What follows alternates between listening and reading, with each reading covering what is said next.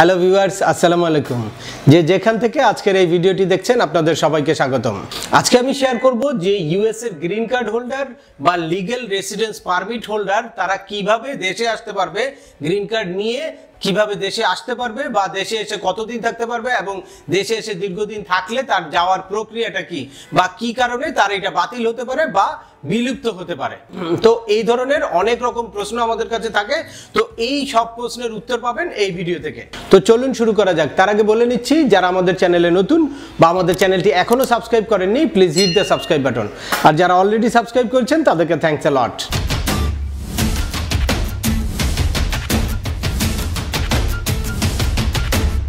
নরমালিও এই প্রশ্নটা অনেকেরই থাকে যে গ্রিন কার্ড নিয়ে তারপরে কি আমি দেশে আসতে পারবো কিনা, বা দেশে আসলে কতদিন থাকতে পারবো, বা এরপরে আমার আবার যাওয়ার প্রক্রিয়াটা কি, এ ধরনের বিভিন্ন রকম প্রশ্ন আসে। কিন্তু এই করোনাকালীন সময়ে এই প্রশ্নটা আরো বেড়ে গিয়েছে, কারণ করোনাকালীন সময়ে এর আগে অনেকেই এসেছে বা এরপরে করোনাকালীন সময়ে ব্যাক করেনি, যার কারণে দীর্ঘদিন দেশে থাকা হয়েছে।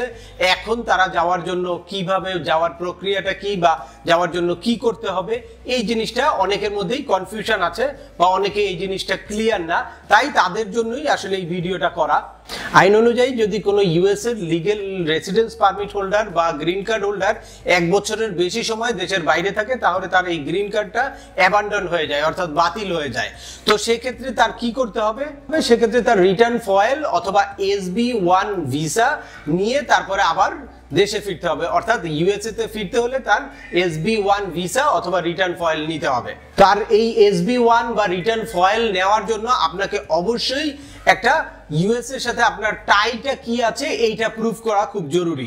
আপনাকে অবশ্যই ওখানের সোশ্যাল টাই, ফ্যামিলি টাই, ফিনান্সিয়াল টাই, এই ইস্যুগুলো আপনাকে প্রুফ করতে হবে যে আপনি যে এত লম্বা সময় ইউএসএ তে ছিলেন না, ওই সময় কি ওই টাইগুলা বা ওই বন্ধনগুলা ইউএস এর সাথে এই বন্ধনগুলো আপনার ছিল কিনা। যদি থাকে তাহলে আপনার এই SB1 ভিসাটা বা রিটার্ন ফয়েলটা দিবে, আদারওয়াইজ দিবে না।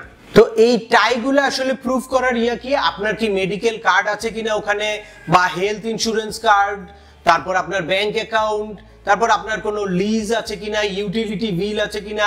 তো তাই এক্ষেত্রে আপনার এই জিনিসগুলো প্রুফ করবে যে হ্যাঁ আপনি ইউএস এর সাথে রিলেশনটা কন্টিনিউ করতে চাচ্ছেন, মানে গ্রিন কার্ডের যেই রুলসটা আপনি ভায়োলেট করতে চান নাই, বা আপনি ইউএস এর সাথে আপনার কন্টিনিউয়াস একটা রিলেশন ছিল।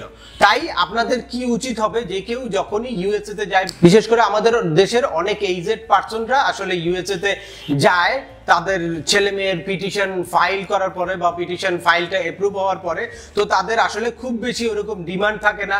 তো তারা গিয়ে কোনো রকমের ছেলে মেয়ের রিকোয়েস্টে যায়, যাওয়ার পরে তারপর আবার দেশে আসতে চায়। এই জন্য দেশে এসে দেখা যায় যে অনেক সময় অনেক বেশি সময় থেকে যায়। তো তাদের জন্য বলবো, আসলে আপনারা যারা ইউএস এর পিটিশনটা অ্যাপ্রুভ হওয়ার পরে ইউএসএ যাওয়ার পরেই গ্রিন কার্ড নিয়েই আপনাদের কি করতে হবে, একটা ব্যাংক অ্যাকাউন্ট খুলে ফেলতে হবে, ট্যাক্স ফাইলটা ওপেন করে ফেলতে হবে, অ্যাট দ্য সেম টাইম যে কোনো একটা ইউটিলিটি বিলের সাথে নিজের নামটা ইনক্লুড করতে হবে, জয়েন্টলি কোনো জায়গায় হলেও আপনার একটা এঙ্গেজমেন্ট থাকতে হবে, অ্যাট দ্য সেম টাইম কোনো একটা লিজের কোনো একটা বাসা ভাড়া নিয়েছেন বা নিজে একা বা অন্য কারোর সাথে আপনার নামটা সংযুক্ত করে রাখলে এই টাইগুলো আসলে সোশ্যাল টাই, ফ্যামিলি টাই বা এই যে ফিনান্সিয়াল টাই, এই টাইগুলো বুঝানোটা খুব ইজি হয়ে যায়। আর এই বন্ধনগুলো যদি আপনার স্ট্রং থাকে, আপনার যদি বোঝা যায় যে হ্যাঁ ইউএস এর বাইরে আপনি দীর্ঘদিন থাকলেও আপনার ইউএস এর এই রিলেশনগুলো কন্টিনিউ ছিল, তখন আপনার ওই SB1 ভিসা বা রিটার্ন ফয়েলটা আপনার জন্য ইজি হয়ে যায়। অর্থাৎ যে কোনো ভাবেই আপনাকে প্রুফ করতে হবে যে আপনার ইউএসএ তে যে কোনো একটা অনিচ্ছাকৃত বা কোনো একটা দুর্ঘটনার কারণে বা কোনো একটা মানে আনসার্টেন একটা সিচুয়েশনের কারণে আপনি বাইরে এই বেশি সময় অবস্থান করেছেন, কিন্তু ইউএসএ তে আপনার রিলেশন কন্টিনিউ ছিল বা ওখানের যে কোনো পেমেন্টস সবকিছু আপনার আপ টু ডেট ছিল, আপনার যাওয়ার ইচ্ছা ছিল, মানে ইন্টেনশনটা এখানে খুবই ইম্পর্টেন্ট, যে আপনার ইউএসএ তে ফিরে যাওয়ার ইন্টেনশনটা ছিল, এটাই আপনাকে প্রুভ করতে হবে। আশা করি এই ভিডিও থেকে আপনারা অনেকটাই ক্লিয়ার হয়ে গেছেন যে গ্রিন কার্ড হোল্ডাররা দেশে আসলে কিভাবে আপনারা ব্যাক করবেন বা দেশে আসার কি প্রস্তুতি আপনাদের নিতে হবে। তারপরেও যদি এই সংক্রান্ত কোনো রকম কোনো প্রশ্ন থাকে অবশ্যই আমাদেরকে কমেন্টস করে জানাবেন। আর ভিডিওটি ভালো লাগলে লাইক দিয়ে বন্ধুদের মাঝে শেয়ার করে দিবেন যাদের এই ইনফরমেশনগুলো অত্যন্ত প্রয়োজন।